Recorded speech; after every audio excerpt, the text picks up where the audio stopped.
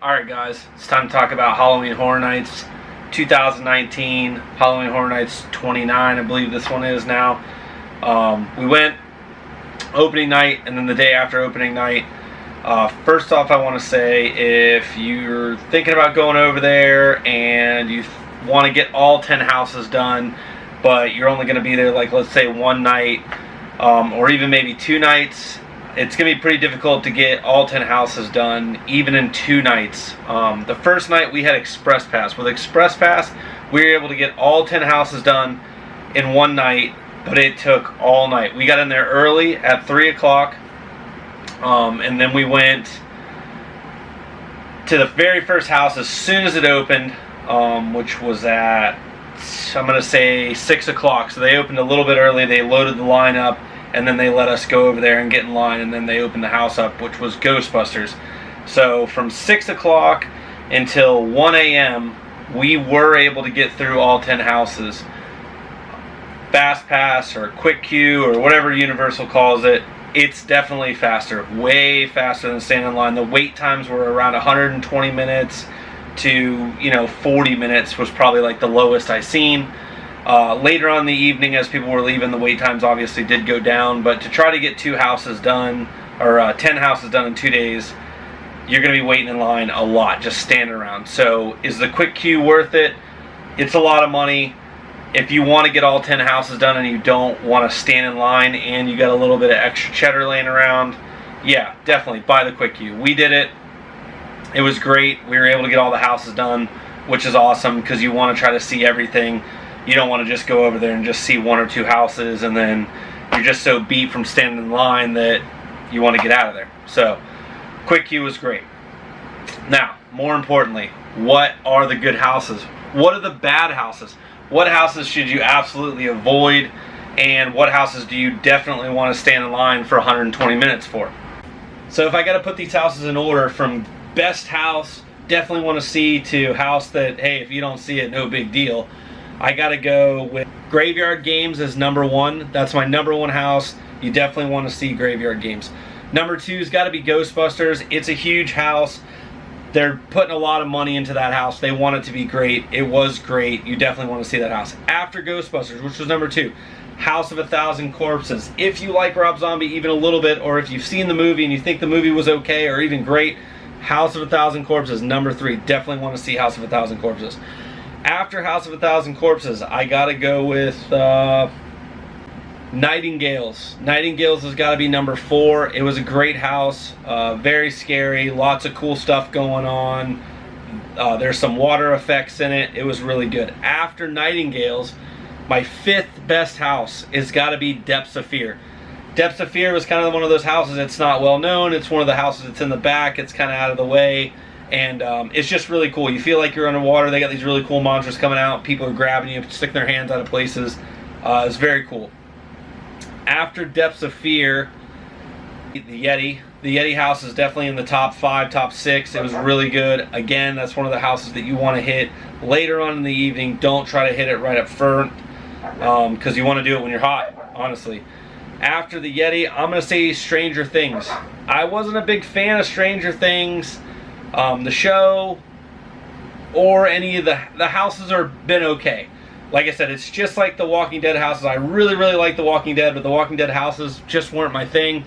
I don't want to feel like I'm just walking through a show. Say after that is going to be Universal Monsters. It was actually still a pretty good house. None of these houses are really bad.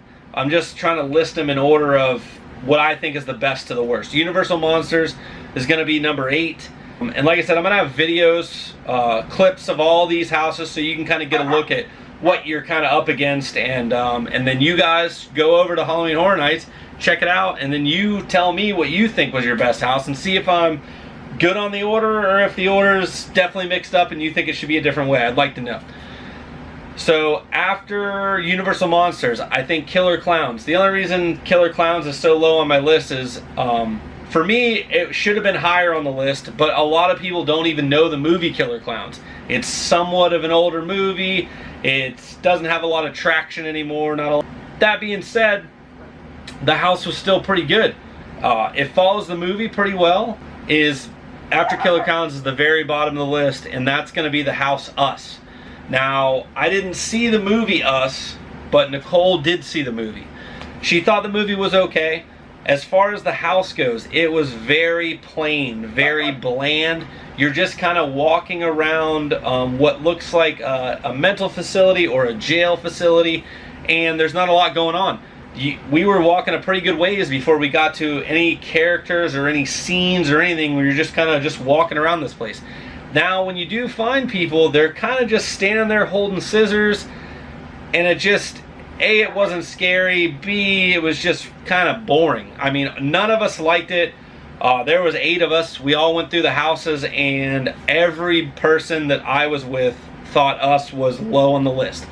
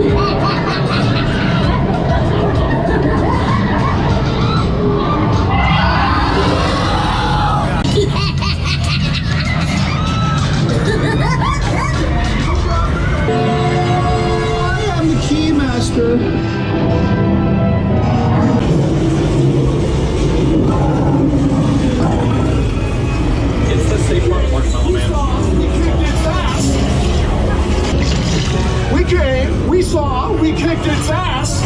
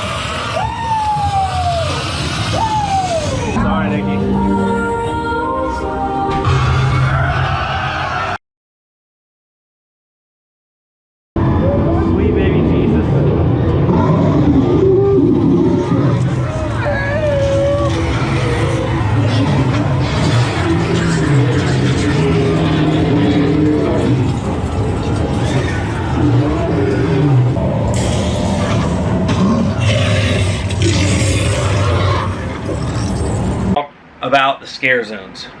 I'm gonna have to say that this has been the worst year that I've ever been to Halloween Horror Nights, and I've been going for 16, 17 years now. This is the worst year I've ever seen on the scare zones. They were just bad. few characters walking around, mostly with chainsaws. They had lights on them, and there was just a lot of kind of standing around where they're just standing there with the chainsaws revved up. They weren't really chasing people. They weren't really engaged. There wasn't a lot of cover at these places. Before, in the past, they had smoke machines all over the place. You couldn't see nothing, and you had people running up on you. It was pretty scary. It was, you just definitely felt like you were in the moment, and like I said, the characters made that happen. This year, I feel like there was a lot less characters in these scare zones, and it just wasn't as good. One of the ones that was really good, and it not so much for its scare purpose, but just for a really cool place to walk around, was the Rob Zombie area. I believe they call it's the Rob Zombie Hillbilly Deluxe.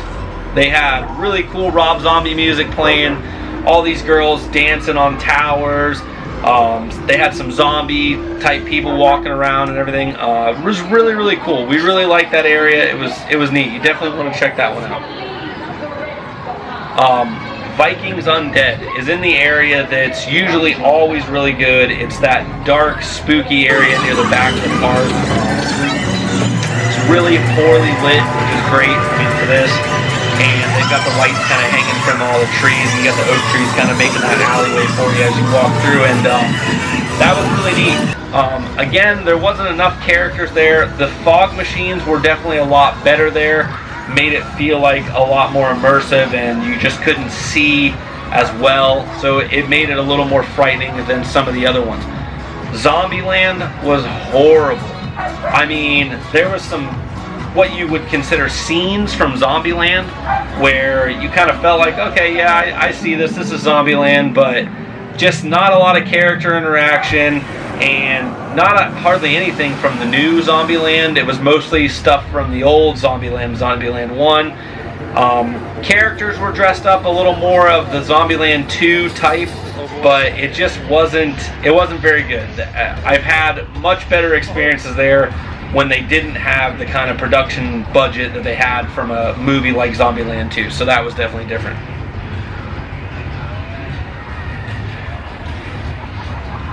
The Vanity Ball was okay. It's where they used to do the Chucky area, so they've made that the Vanity Ball area now. It was kind of like a zombie fashion show. It was still pretty good. There was a lot of characters walking around there. Again, it was missing some scare tactics, some panache. It was just a little bland, in my opinion.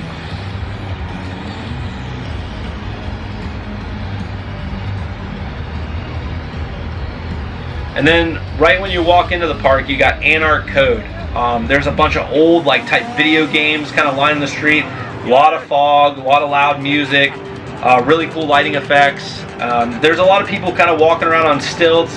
Again, it wasn't like this scare tactic type of area, but it was really cool. I liked it better than the Zombieland area, which was sad because I'm a huge fan of Zombieland. I think Zombieland is awesome. I haven't seen the new movie, it's not out yet, but the new movie I'm sure is going to be great. The first movie was great. I thought Zombieland was going to be better, I really did. I don't know what happened. Universal, if you're watching this or you listen to this, I mean, just get some more people out there and let's make the scare areas a little better. You know, a lot of these people that are going to these events, they don't want to wait in line for 2 hours or hour and 40 minutes. They're spending a lot of time walking around the area, walking around your park, and you just got to do a better job. You know, I'll go back to a lot of my friends. We've been doing this a long time, and when they did Horror Nights at both parks, when they used to do it at Islands of Adventure and everything, the scare zones at that time were just so much better. There was people dressed up like trees. They looked like rocks. You couldn't see them. It was insane. They had these big foam machines that kind of filled the streets full of foam where you couldn't really see what was going on. They've gotten away from that, and they've gotten away from the experience, in my opinion. It's Halloween Horror Nights. You're supposed to go over there. You're wanting to get scared. This is supposed to be like you know, when you leave there, you should get that, like, my chest kind of pounding, like, wow, what just happened type of feeling, and it's just not happening. It's almost comical. You know, you walk around, you just see the zombies kind of roar through the streets, and yeah, that's cool to see. It's very fun, but it's just not scary. The houses were great. The scare zones, like I said, the scare zones I think were the worst that I've ever seen. Other than that, the park was great. I mean, you know, Universal is Universal. It's great. I don't have any complaints with Universal. I go to Halloween Horror Nights like every year. I'm not a Universal season pass holder. I don't go over there on a normal basis. I go to Disney a lot. As you can probably see from the videos, we definitely do a lot of Disney. So, Universal did a good job. Like I said, check out the videos. Let me know what you guys think of the houses. If you've been over to Halloween Horror Nights and actually experienced the houses for yourself, let me know what you think as far as which house was the best and which house you just didn't like. I mean, maybe there's a house that you thought was better than my #1 house, which I came up with, which was Graveyard Games. If you didn't think Graveyard Games was the best house there, let me know, you know. Everybody's got a different opinion, so I would love to hear what your opinion is on that. So please check out the video. Let me know what you guys came up with as far as your list of 1 to 10, what you thought was the best house and what just wasn't a good house. And then let me know what you think about the scare zones. If you thought the scare zones were great, maybe I'm off point. I'd like to know. Like I said, we had a few people and none of them really thought the scare zones were all that good. I did want to let you guys know too, some people don't know this, but the Gringotts area is open during Halloween Horror Nights. So I got some clips of video in there. We went back there, we had butterbeer and some other stuff. And a lot of people don't know that's open. It's kind of off the beaten path. It's back in the back. There's no houses or anything back there. So if you didn't know that was open and you're like, man, well now you know. So that's good. Go check that out. Like I said, the butterbeer, you know, it's great. If you haven't had butterbeer, go have butterbeer. It's great. So like I said, check out my houses, check out the video, let me know what you think, put a comment in there, let me know what you think as far as your list, what you think was the better house or not the better house. And then if you like the video, hit that like button, subscribe, check out some of my other videos. And then one of the other videos I'm going to be doing is we actually stayed at Cabana Bay, which is on property. Very cool. You know, you go over to Halloween Horror Nights, maybe you do a little drinking, or you're just tired because you were there till 1 a.m. going through every house, and you want a place to stay. You don't want to drive home. Cabana Bay was great. Like I said, it's on-property hotel. You don't have to drive. You hop on one of their provided buses, and it takes you to and from. No big deal. It's pretty great. So check out that video also. Cabana Bay was great. Fantastic hotel. Really, really excited about everything that's going on with Universal right now.